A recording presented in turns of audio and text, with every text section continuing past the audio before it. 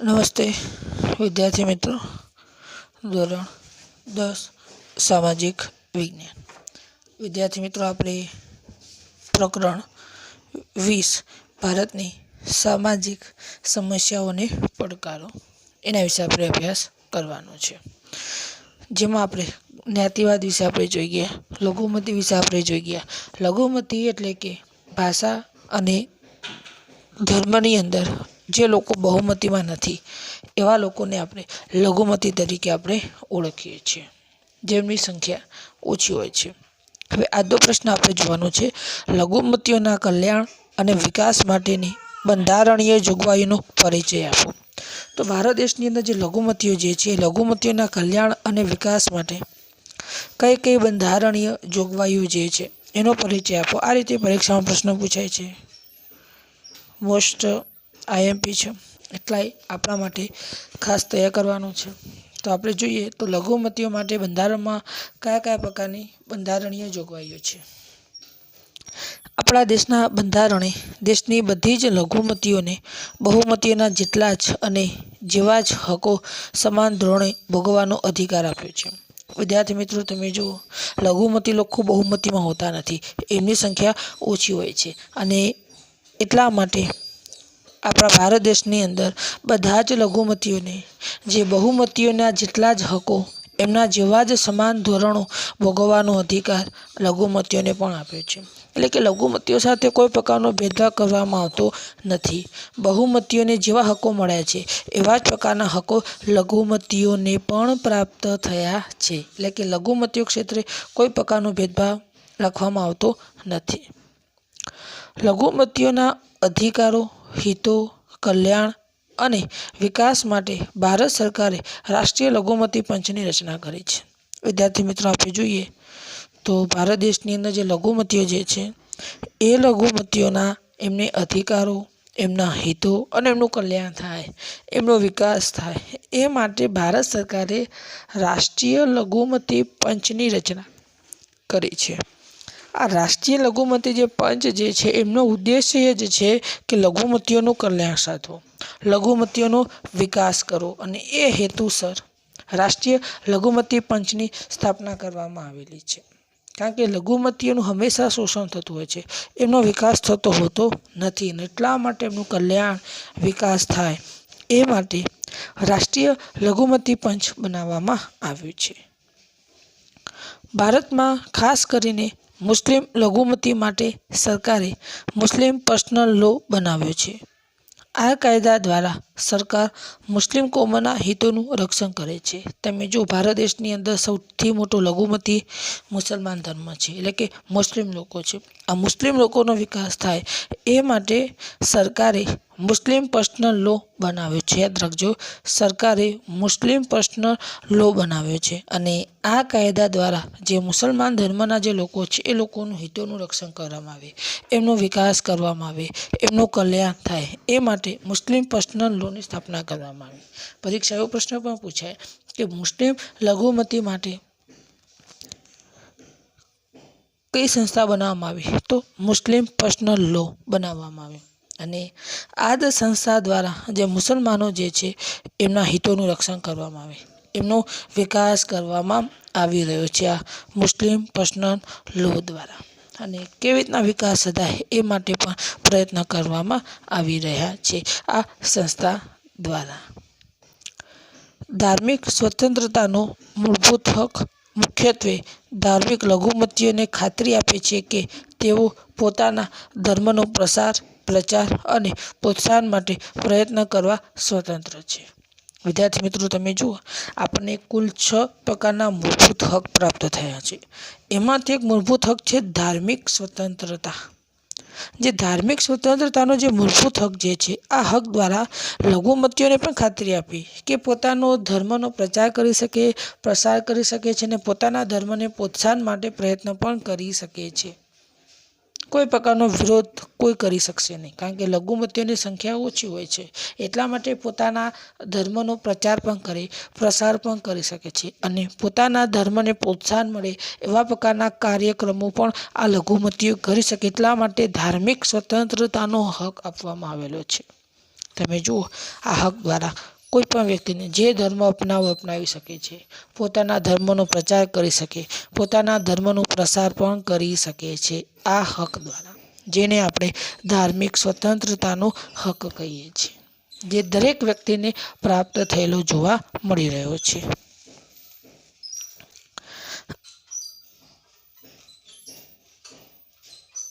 આમ છતાં આ કાયદો બળપૂર્વક કરેલા ધર્માંતરને માન્ય રાખતો નથી.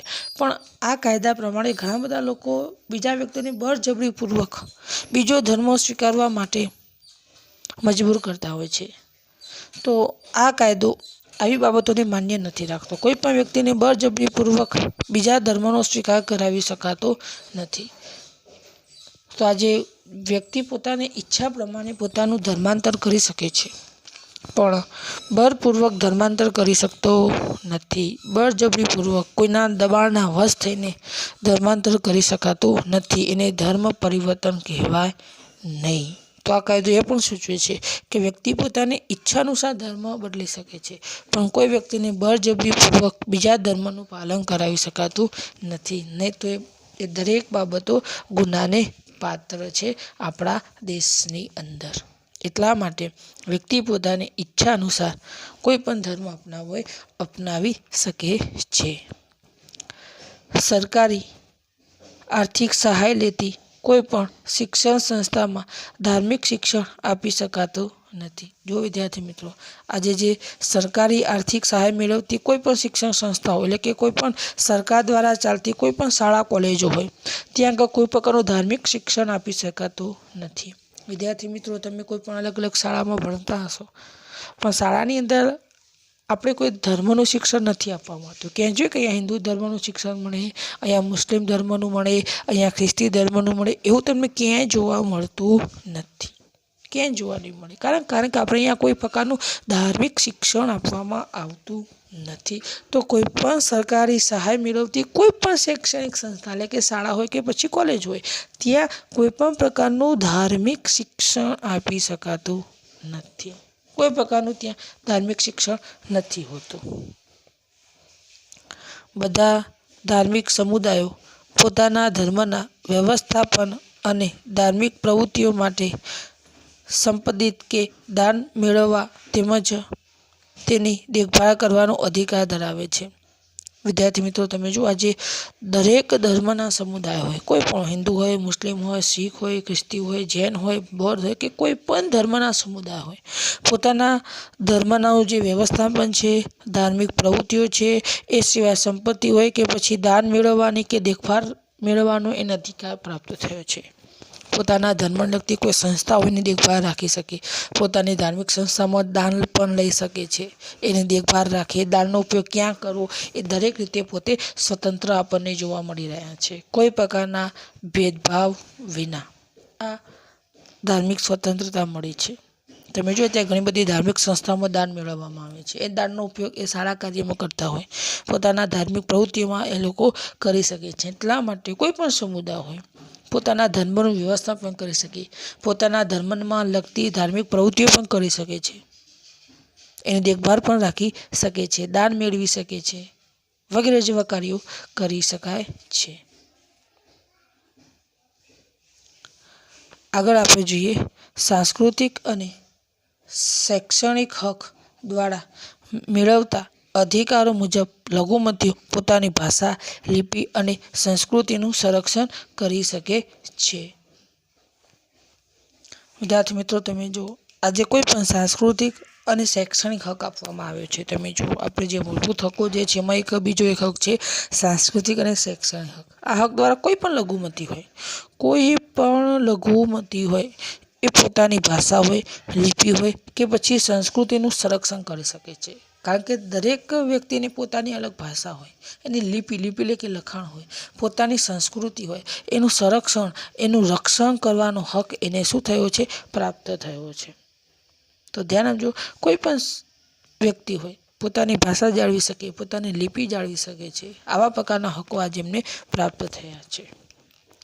લઘુમતીઓને ધર્મ, વંશ, જાતિ, રંગ, ભાષાને કારણે સહકારી કે સહાય મેળવતી કોઈ પણ સંસ્થામાં પ્રવેશ અટકાવી શકાશે નહીં. તો ધ્યાન આપો, લઘુમતીઓને પોતાનો ધર્મ, વંશ, જાતિ, રંગ કે ભાષાના આધારે કોઈ પણ સરકારી સહાય મેળવતી કોઈ પણ શૈક્ષણિક સંસ્થા હોય, શાળા હોય ત્યાંને પ્રવેશતા અટકાવી શકાતા નથી. વિદ્યાર્થી મિત્રો, આપણે કોઈ શાળા હોય, શાળામાં દરેક વિદ્યાર્થીને આપણે પ્રવેશ આપી શકીએ છીએ. તારો ધર્મ અલગ છે, તારી ભાષા અલગ છે, આવું કોઈ પ્રકારનો ભેદભાવ રાખી શકતા નથી. કોઈ પણ લઘુમતી ધર્મનો વ્યક્તિ હોય, એની ભાષા ભલે અલગ હોય છતાં પણ એને શૈક્ષણિક શાળાની અંદર, સંસ્થાઓમાં પ્રવેશથી વંચિત રાખી શકાતો નથી. એને પ્રવેશ આપવો જ પડે છે. સમાજના બધા વર્ગોને પોતાની પસંદગી પ્રમાણે ભાષા, લિપિ, સંસ્કૃતિનો વિકાસ કરવાનો અધિકાર છે. વિદ્યાર્થી મિત્રો, આપણે જોઈએ તો સમાજનો કોઈ પણ વર્ગ હોય, કોઈ પણ ધર્મનો વ્યક્તિ હોય, પોતાની પસંદગી પ્રમાણે ભાષા હોય, લિપિ હોય કે સંસ્કૃતિનો વિકાસ સાધી શકે છે. આપણે એવું ન કહી શકીએ કે તારે પોતાની ભાષાનો પ્રચાર નહીં કરવાનો, એનો વિકાસ નહીં કરવાનો. આવો ભેદભાવ ન રાખી શકાય. કોઈ પણ વ્યક્તિ હોય, સમાજનો કોઈ પણ વર્ગ હોય કે કોઈ પણ ધર્મનો વ્યક્તિ હોય, પોતાની ભાષા હોય, એની પોતાની આગવી લિપિ પણ હોય, લખાણ આપણા બધાથી અલગ પણ હોઈ શકે છે, એની સંસ્કૃતિ પણ અલગ હોય, તેના વિકાસ કરવાનો એને અધિકાર છે. તમે જો આપણા ગુજરાતમાં મોટાભાગે ગુજરાતી ભાષા બોલનારા લોકો વસે છે, છતાં પણ ગુજરાતમાં મરાઠી સ્કૂલો પણ છે, ઉર્દૂ સ્કૂલો પણ છે, હિન્દી ભાષાને લગતી પણ સ્કૂલો પણ છે. કેમ? કારણ કે આપણે કોઈ ભાષાને આધારે ભેદભાવ નથી રાખી શકતા. કોઈ પણ ભાષાનું શિક્ષણ આપી શકાય છે. તો પોતાની ભાષા હોય, લિપિ હોય કે સંસ્કૃતિ હોય, એનો વિકાસ કરવાનો અધિકાર દરેક વ્યક્તિને સમાન રીતે પ્રાપ્ત થયો છે. આગળ આપણે જોઈએ, લઘુમતી દ્વારા ચાલતી શૈક્ષણિક સંસ્થાઓ અને તેમનું સંચાલન કરવાનો અધિકાર છે. તો આજે લઘુમતીઓ દ્વારા પોતાની શૈક્ષણિક સંસ્થાઓ સ્થાપી શકે છે અને એ શૈક્ષણિક સંસ્થાઓનું સંચાલન પણ આ લઘુમતી લોકો કરી શકે છે. એ હક એમને શું થયો છે? પ્રાપ્ત થયેલો આપણને જોવા મળી રહ્યો છે. તો વિદ્યાર્થી મિત્રો, તમે જુઓ, આજે આપણા ગુજરાતમાં મરાઠી ભાષાની સ્કૂલો હોય, હિન્દી ભાષાની સ્કૂલો હોય, ઉર્દૂ ભાષાની સ્કૂલો હોય, આ બધી સ્કૂલો લઘુમતી સ્કૂલો કહેવાય. અને લઘુમતી સ્કૂલો પોતાની શૈક્ષણિક સંસ્થાઓ સ્થાપી પણ શકે અને તેમનું સંચાલન પણ કરી શકે છે. એને આપણે આ બધું કાર્ય કરતા અટકાવી શકતા નથી. રાજ્ય સરકારે ભારતની બધી લઘુમતીઓના બાળકોને પ્રાથમિક કક્ષાનું શિક્ષણ માતૃભાષામાં આપવાની સુવિધા કરે છે. તમે જો, રાજ્યની અંદર ભારતની બધી લઘુમતી, એટલે કોઈ પણ લઘુમતી હોય, કોઈ પણ ધર્મનો વ્યક્તિ હોય, એમના બાળકોને પ્રાથમિક કક્ષાનું શિક્ષણની માતૃભાષામાં આપવાની સુવિધા કરી છે. દાખલા તરીકે આપણા ગુજરાતની અંદર કોઈ અન્ય રાજ્યના લોકો અહીંયા વસતા હોય તો એમના બાળકોને એમની જ ભાષામાં શિક્ષણ મળે એ માટે આપણી ગુજરાત સરકારે એમની ભાષાને લગતી શાળાઓ બનાવી. મરાઠી શાળાઓ બનાવી, ઉર્દૂ ભાષાની શાળાઓ બનાવી. કેમ? કારણ કે એમના બાળકોને માતૃભાષામાં શિક્ષણ મળે એ માટે એમની ભાષાની શાળાઓ આપણે સ્થાપી છે. તો આવા પ્રકારની અલગ અલગ માહિતી આપણને જોવા મળી રહી છે. હવે આપણે આગળના પ્રશ્ન તરફ આગળ વધીએ. અનુસૂચિત જાતિઓ અને અનુસૂચિત જનજાતિઓ કોને કહેવાય? વિદ્યાર્થી મિત્રો, આપણા દેશની અંદર બે કેટેગરી છે, અનુસૂચિત જાતિઓ અને અનુસૂચિત જનજાતિઓ કોને કહેવાય. આમાંથી ટૂંકું વધારે પૂછાતું હોય છે, બરાબર છે? તો યાદ રાખજો કઈ કઈ જગ્યાએ ટૂંકું પૂછાય છે, હું તમને કહેતો રહીશ. રાજ્યપાલની સલાહથી દેશના રાષ્ટ્રપ્રમુખના આદેશ દ્વારા આ બંને જાતિઓનો ઉલ્લેખ કરવામાં આવ્યો છે. ધ્યાન આપો, તો જે રાજ્યપાલ છે, એ રાજ્યપાલની સલાહથી દેશના જે રાષ્ટ્રપ્રમુખ છે, રાષ્ટ્રપ્રમુખના આદેશ દ્વારા બંને જાતિઓનો ઉલ્લેખ કરવામાં આવે છે. તમે જો વિદ્યાર્થી મિત્રો, કે જે રાજ્યના જે રાજ્યપાલ હોય એમની સલાહથી રાષ્ટ્રપ્રમુખ આદેશ આપે કે આ જાતિઓમાં આ વ્યક્તિઓનો સમાવેશ થશે. એટલા માટે રાષ્ટ્રપ્રમુખ દ્વારા અનુસૂચિત જાતિઓ કોણ છે અને અનુસૂચિત જનજાતિઓ કોણ છે, કયા કયા લોકોનો સમાવેશ આ બંને કેટેગરીમાં એટલે કે બંને સમૂહમાં થશે, એ નક્કી રાષ્ટ્રપ્રમુખ દ્વારા કરવામાં આવતું હોય છે. ભારતમાં જ્ઞાતિવાદને કારણે શોષિત નબળા બનેલા કેટલાક વર્ગોનું શોષણ અટકાવવા, તેમની સાથે અન્યાયો દૂર કરી તેમનું રક્ષણ કરવા માટે બંધારણમાં વિશિષ્ટ જોગવાઈ કરવામાં આવી છે. વિદ્યાર્થી મિત્રો, તમે જુઓ, ભારતની અંદર જે જ્ઞાતિવાદના કારણે જે શોષિત નબળા બનેલા જે કેટલાક વર્ગો જે છે, ધ્યાન આપો, કેટલાક શોષિત જે નબળા વર્ગો જે છે એમનું શોષણ થતું અટકે, એમની સાથે જે અન્યાયો દૂર થાય અને એમના રક્ષણ કરવા માટે બંધારણમાં વિશિષ્ટ જોગવાઈ કરવામાં આવી છે. ભારત દેશની અંદર હંમેશા જે નબળા જે વર્ગો હતા એવા લોકો સાથે હંમેશા શોષણ થતું, હંમેશા એવા લોકો સાથે અન્યાય થતો, અને એટલા માટે આવા શોષિત જે નબળા વર્ગના જે લોકો છે એનું શોષણ ન થાય, એમને અન્યાયો ન ભોગવવા પડે, એમનું રક્ષણ થાય, એ માટે બંધારણમાં કેટલીક વિશિષ્ટ જોગવાઈ કરવામાં આવેલી છે, જેથી કરીને એમનો વિકાસ પણ થાય, એમનું કોઈ પણ જગ્યાએ શોષણ પણ ન થાય, એમનો વિકાસ થાય. એ હેતુસર બંધારણની અંદર જે અનુસૂચિત જાતિઓ, જે અનુસૂચિત જે જનજાતિઓ છે એમના વિકાસ માટે સરકાર દ્વારા જે આવા પ્રકારના પગલાં ભરવામાં આવેલા છે. આપણા બંધારણમાં પણ એ લોકો માટે વિશિષ્ટ પ્રકારની જોગવાઈઓ કરવામાં આવી છે. સામાજિક દરજ્જો આપવા તેમજ તેમના સામાજિક, આર્થિક, શૈક્ષણિક વિકાસ સાધવા આ વર્ગોને બંધારણમાં વિશિષ્ટ જોગવાઈ આપવામાં આવી છે. જે અનુસૂચિત અને અનુસૂચિત જે જનજાતિના જે લોકો છે એ લોકોને સામાજિક દરજ્જો પ્રાપ્ત થાય, એમનો સામાજિક ક્ષેત્રે, આર્થિક ક્ષેત્રે અને શૈક્ષણિક ક્ષેત્રે એમનો વિકાસ થાય, એ માટે બંધારણમાં વિશિષ્ટ જોગવાઈ કરવામાં આવી છે. વિદ્યાર્થી મિત્રો, કારણ કે આ લોકો પછાત છે, ગરીબ છે, સારું શિક્ષણ મેળવેલું નથી, સમાજમાં એમને કોઈ પ્રકારનો દરજ્જો પ્રાપ્ત થયેલો નથી, અને એટલા જ માટે એમનો આર્થિક વિકાસ થાય, સમાજમાં સારો દરજ્જો મળે, એમનું કોઈ પણ રીતે શોષણ ન થાય, એમના બાળકો સારી જગ્યાએ શિક્ષણ મેળવી શકે, શિક્ષણથી વંચિત રહેવું ન પડે, એ જ માટે આપણા બંધારણની અંદર આ લોકો માટે ખાસ પ્રકારની વિશિષ્ટ પ્રકારની એમને જોગવાઈ કરવામાં આવેલી છે. એમનો આર્થિક વિકાસ સાધાય, સામાજિક ક્ષેત્રે પણ વિકાસ થાય, કોઈ પણ ક્ષેત્રે એમનું શોષણ ન થાય, એ જ માટે આજે બંધારણમાં વિશિષ્ટ જોગવાઈ કરવામાં આવેલી છે. બંધારણની કલમ 331માં જણાવ્યા પ્રમાણેની અનુસૂચિમાં સમાવિષ્ટ જાતિને અનુસૂચિત જાતિઓ કહેવામાં આવે છે. તો યાદ રાખજો, પરીક્ષામાં પ્રશ્નો પૂછાય કે અનુસૂચિત જાતિ કોને કહેવાય, બરાબર? તો બંધારણની કલમ 341 યાદ રાખવા જેવી છે. બંધારણની કલમ 341માં જણાવ્યા પ્રમાણે જે અનુસૂચિમાં સમાવિષ્ટ જે જાતિ છે એ જાતિને અનુસૂચિત જાતિ કહેવામાં આવે છે. તો પરીક્ષામાં ખાલી જગ્યામાં પૂછાય કે અનુસૂચિત જાતિ બંધારણની કઈ કલમમાં સમાવેશ કરવામાં આવ્યો છે, તો બંધારણની કલમ 341. તો યાદ રાખજો, બંધારણની કલમ 341માં અનુસૂચિત જાતિઓનો સમાવેશ કરવામાં આવેલો છે, અને એ કલમ પ્રમાણે કઈ કઈ જાતિ આ અનુસૂચિત જાતિમાં હશે એ આ કલમમાં દર્શાવવામાં આવેલું છે. તો યાદ રાખજો, બંધારણની 341 કલમ અનુસૂચિત જાતિઓ સૂચવે છે. 341મી કલમ અનુસૂચિત જાતિઓ સૂચવે છે. આગળ આપણે જોઈએ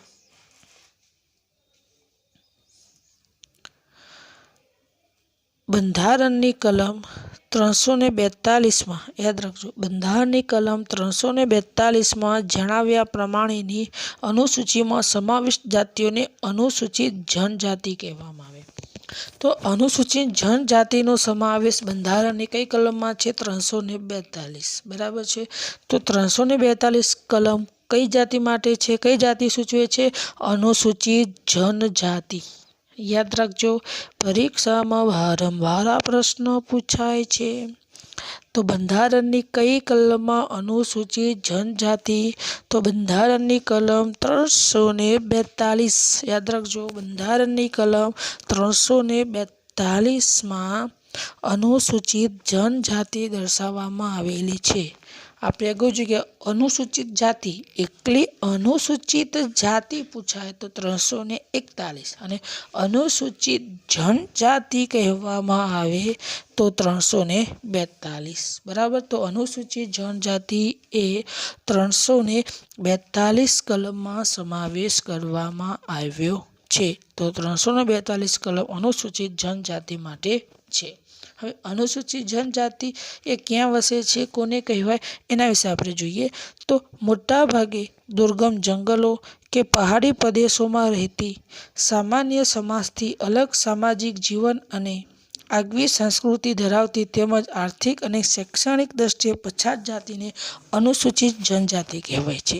વિદ્યાર્થી મિત્રો, તમે જુઓ, જે અનુસૂચિત જનજાતિ મોટાભાગે દુર્ગમ જંગલોમાં પહાડી પ્રદેશોમાં રહેતા લોકો છે, એને અનુસૂચિત જનજાતિના લોકો કહેવાય. એમનું સમાજ જીવન અલગ, આપણાથી અલગ છે. એમની સંસ્કૃતિ પણ આપણાથી કેવી છે, અલગ અલગ છે. અને આર્થિક અને શૈક્ષણિક દ્રષ્ટિએ આ જાતિના લોકો કેવા છે, પછાત છે. અને એને આપણે અનુસૂચિત જનજાતિ કહેવામાં આવે. તો યાદ રાખજો, અનુસૂચિત જનજાતિના લોકો કેવા છે, તો અનુસૂચિત જનજાતિના લોકો દુર્ગમ જંગલોમાં રહે, પહાડી પ્રદેશોમાં કે પર્વતોમાં રહે. એમનું સમાજ જીવન અને સંસ્કૃતિ આપણા કરતાં અલગ છે. અને શૈક્ષણિક દ્રષ્ટિએ એ લોકો પછાત છે, જેને આપણે અનુસૂચિત જનજાતિ કહીએ છીએ. જે જંગલોમાં અને ડુંગરાળ પ્રદેશોમાં વસે છે. એમનું જોઈએ એટલા પ્રમાણે સામાજિક આર્થિક વિકાસ નથી થયો, છતાં પણ આપણાથી અલગ સંસ્કૃતિ ધરાવે છે.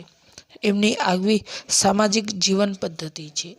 એમના તહેવારો, ઉત્સવ પણ આપણાથી અલગ છે. જે જંગલોમાં, પર્વતીય વિસ્તારોની અંદર આ લોકો વસવાટ કરતા આપણને જોવા મળી રહ્યા છે.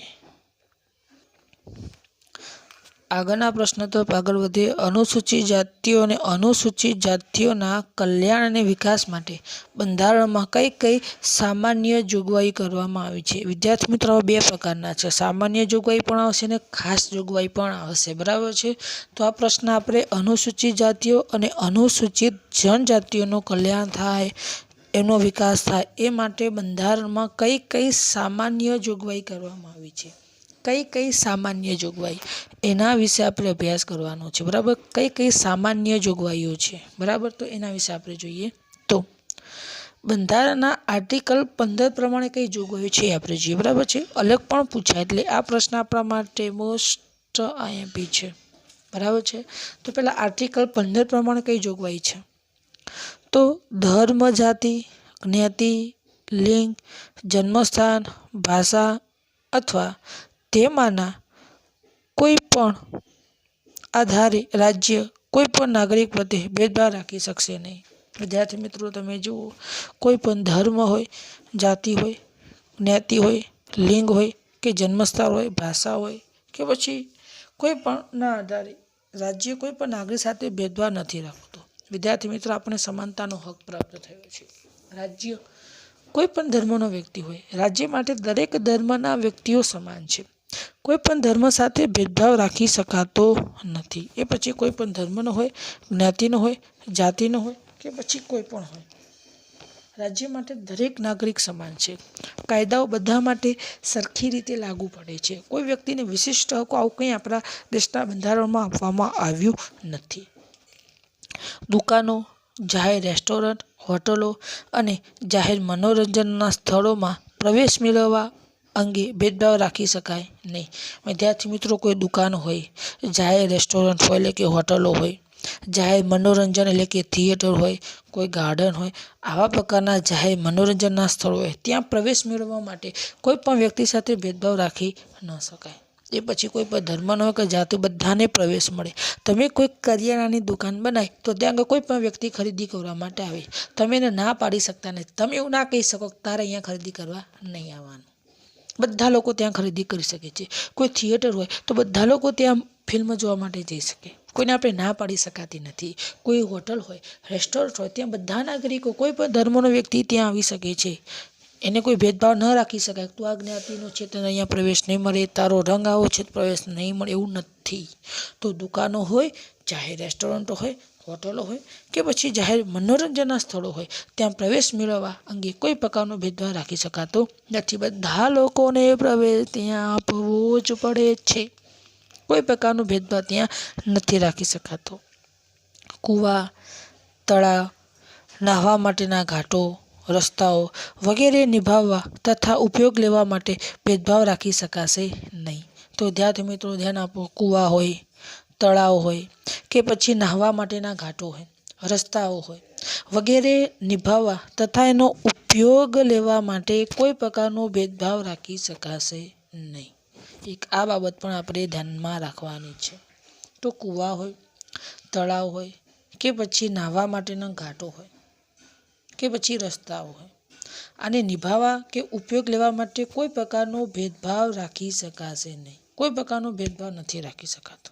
તો ધ્યાન આપજો, ગામનો કોઈ કૂવો હોય, તળાવ હોય કે પછી નાહવા માટેના ઘાટો હોય કે રસ્તો હોય, આનો ઉપયોગ બધા લોકો કરી શકે. આપણે એવું ન કહી શકીએ કે તારે અહીંયા કૂવા પર નાહવા માટે નહીં આવવાનું કે તારે આ રસ્તા ઉપર નહીં ચાલવાનું, આવું કહી શકતા નથી. તો ગામનો કૂવો હોય, તળાવ હોય કે નાહવા માટેના ઘાટો હોય, તો કોઈ પણ વ્યક્તિ હોય એની સાથે ભેદભાવ નહીં રાખી શકતા. બધા લોકો આનો ઉપયોગ કરી શકે છે. આગળ, કોઈ પણ નાગરિક કે કોઈ પણ પ્રકારની ગેરલાયકાત, જવાબદારી, નિયંત્રણ કે શરતો લાદી શકશે નહીં, તેમજ ભેદભાવ રાખવી શકશે નહીં. તો આજે કોઈ પણ નાગરિક હોય, એ નાગરિક સાથે કોઈ પ્રકારની ગેરલાયકાત, જવાબદારી કે નિયંત્રણ કે શરતો લાગી શકાતી નથી. એટલે કે કોઈ પણ નાગરિક સાથે આપણે ભેદભાવયુક્ત વર્તન કરી શકતા નથી. દરેક નાગરિક સાથે આપણે સમાન પ્રકારનું વર્તન આપણું હોવું જોઈએ. એ પછી કોઈ પણ નાગરિક હોય, કોઈ પણ ધર્મનો હોય કે કોઈ પણ જ્ઞાતિનો હોય. તો બંધારણ આર્ટિકલ 15 પ્રમાણે આપણે જોઈ ગયા કે દરેક લોકો દરેક વસ્તુનો ઉપયોગ કરી શકે. કોઈ નાગરિક સાથે ભેદભાવ આપણે રાખી શકતા નથી. હવે ત્યાર પછી બંધારણના આર્ટિકલ 29 પ્રમાણે આપણે જોઈએ તો બંધારણના આર્ટિકલ 29 પ્રમાણે કઈ કઈ જોગવાઈઓ છે. તો ભારતના પ્રદેશમાં અથવા તેમના કોઈ પણ ભાગમાં રહેતા નાગરિકોની ભાષા, લિપિ, સંસ્કૃતિ ધરાવતા હશે તો તેને સાચવવાનો અધિકાર રહેશે. તો ભારતના કોઈ પણ પ્રદેશમાં એટલે કે કોઈ પણ ભાગમાં કોઈ નાગરિક રહેતો હોય, એ નાગરિકને પોતાની ભાષા હોય, લિપિ હોય કે પછી સંસ્કૃતિ હોય, એને સાચવવાનો એને અધિકાર પ્રાપ્ત થયો છે. ઉદાહરણ તરીકે આજે આપણે ગુજરાતમાં છીએ. ગુજરાતમાંથી તમે કોઈ અન્ય રાજ્યમાં જાઓ તો અન્ય રાજ્યમાં પણ તમે પોતાની ભાષા હોય, લિપિ હોય કે સંસ્કૃતિ હોય, એને સાચવવાનો તમને અધિકાર મળે છે. તમને એવું ન કહી શકે કે તમે અહીંયા ગુજરાતી નહીં બોલવાની. તમે પોતાની ભાષા હોય, લિપિ હોય, સંસ્કૃતિ હોય, એને તમને સાચવવાનો હક મળ્યો છે. તો ધ્યાન રાખજો, ભારતના કોઈ પણ ભાગમાં રહેતો નાગરિક હોય, એ પછી કોઈ પણ ભાષા ધર્મનો હોય, તે પોતાની ભાષા હોય, લિપિ હોય કે સંસ્કૃતિ ધરાવતો હોય, એને પોતાનું દરેક બાબતો સાચવવાનો અધિકાર શું થયો છે? પ્રાપ્ત થયો છે. આગળ જોઈએ આપણે, ધર્મ, જ્ઞાતિ, ભાષા કે તેમાંના કોઈ પણના આધારે રાજ્ય તરફથી નફતી અથવા નાણાકીય મદદથી ચાલતી કોઈ પણ શૈક્ષણિક સંસ્થામાં કોઈ પણ નાગરિકને પ્રવેશ મેળવતો અટકાવી શકાશે નહીં. વિદ્યાર્થી મિત્રો, તમે જુઓ, કોઈ પણ ધર્મ, જ્ઞાતિ કે ભાષા કે કોઈ પણના આધારે રાજ્ય તરફથી અથવા તો નાણાકીય મદદથી ચાલતી કોઈ પણ શૈક્ષણિક સંસ્થા હોય, એટલે કે શાળા હોય, કોલેજો હોય કે કોઈ પણ સંસ્થા હોય, ત્યાં કોઈ નાગરિકને પ્રવેશથી વંચિત આપી શકાતો નથી. આપણે હમણાં જ ચર્ચા કરી કે કોઈ પણ શાળામાં કોઈ વિદ્યાર્થી એડમિશન લેવા માટે આવે તો આપણે એડમિશનથી વંચિત ન રાખી શકાય. એ ભલે બીજા રાજ્યનો હોય, એની ભાષા અલગ હોય, ધર્મ અલગ હોય, છતાં પણ એ જ વિદ્યાર્થીને પ્રવેશ આપવો એ ફરજિયાત છે. એટલા માટે ભારત દેશની અંદર એક જોગવાઈ આપવામાં આવેલી કે કોઈ પણ ધર્મ હોય, જ્ઞાતિ હોય કે ભાષા હોય કે પછી એનો કોઈ પણ ધર્મના આધારે રાજ્ય તરફથી ચાલતી કોઈ પણ શૈક્ષણિક સંસ્થા હોય, એને ત્યાં આગળ પ્રવેશથી એને વંચિત રાખી શકાતો નથી. એટલે કે આપણે એને પ્રવેશથી વંચિત ન રાખી શકાય. તો આપણે જોઈ ગયા કે અનુસૂચિત જાતિઓ અને અનુસૂચિત જનજાતિઓની અંદર બંધારણમાં કેટલીક સામાન્ય જોગવાઈઓ જોઈ ગયા. આ જોગવાઈઓ કેવી હતી? સામાન્ય જોગવાઈઓ હતી. અને આ સામાન્ય જોગવાઈઓ દ્વારા જે નબળા વર્ગો જે છે, અનુસૂચિત જાતિ, અનુસૂચિત જનજાતિનો સામાજિક આર્થિક વિકાસ થાય, એમની સાથે કોઈ પણ પ્રકારનો ભેદભાવ ન થાય, એ માટે આવા પ્રકારની વિશિષ્ટ પ્રકારની જોગવાઈઓ કરવામાં આવેલી છે.